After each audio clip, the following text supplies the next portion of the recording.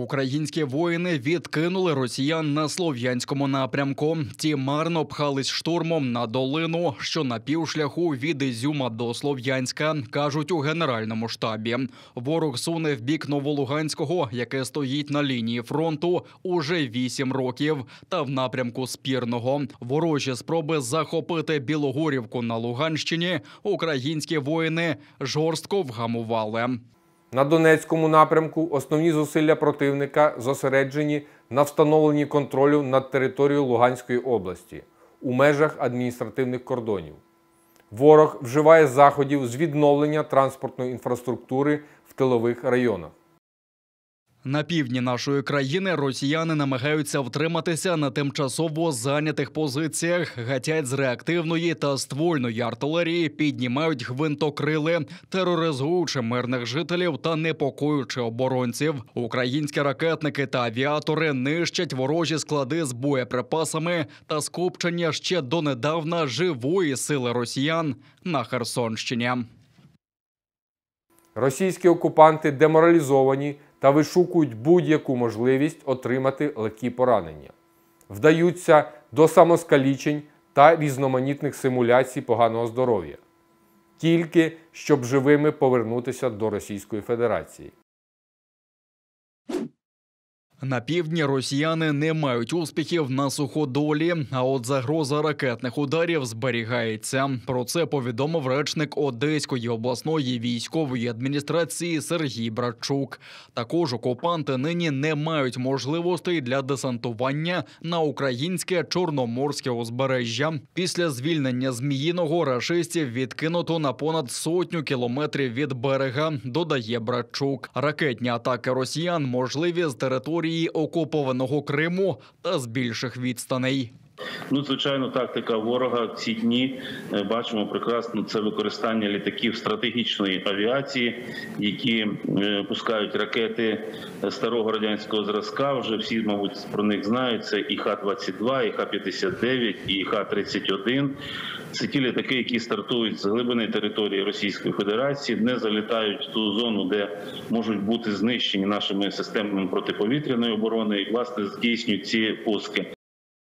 Українські військові відбили спробу ворожої контратаки на Херсонщині, повідомляють в оперативному командуванні «Південь», утративши БТР-82, 2 убитими і 5 пораненими, росіяни утекли. З використанням авіації опівдні ворог атакував ракетами Х-59 портову інфраструктуру Очакова та Чорноморська. Влучна робота сил протиповітряної оборони ліквідувала всі 3 ракети над морем. Результатом роботи ракетно-артилерійських підрозділів стало знищення складу паливно-мастильних матеріалів ворога на Херсонщині. Російські окупанти посилили протиракетну та протиповітряну оборону та охорону так званого Кримського мосту. Вони підігнали на відстань приблизно 100 метрів від автомобільної частини баржу з відбиваючими у вигляді арок. Коли Збройні сили України будуть готові завдати ракетний удар, така баржа має спрацювати як хибна ціль. Утім, є один нюанс. Такі відбиваючі можуть протидіяти лише ракетам з радіолокаційним наведенням, тобто крилатим протикорабельним ракетам, як то «Нептун». Для наведення «Хаймарс» і тактичної ракети МГМ-140 «Атакамс» слугує GPS-навігація.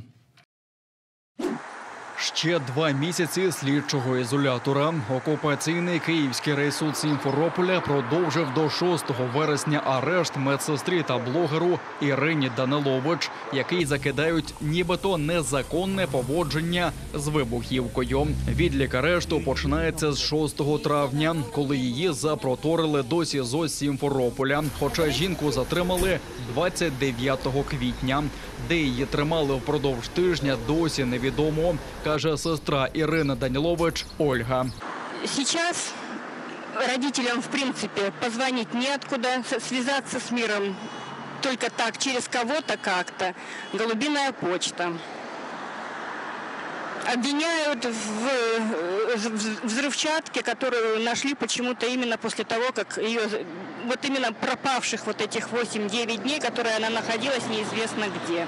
Медик та громадянська журналістка Ірина Данілович висвітлювала реальне становище охорони здоров'я окупованого Криму. Перестала виходити на зв'язок вранці 29 квітня в Коктебелі.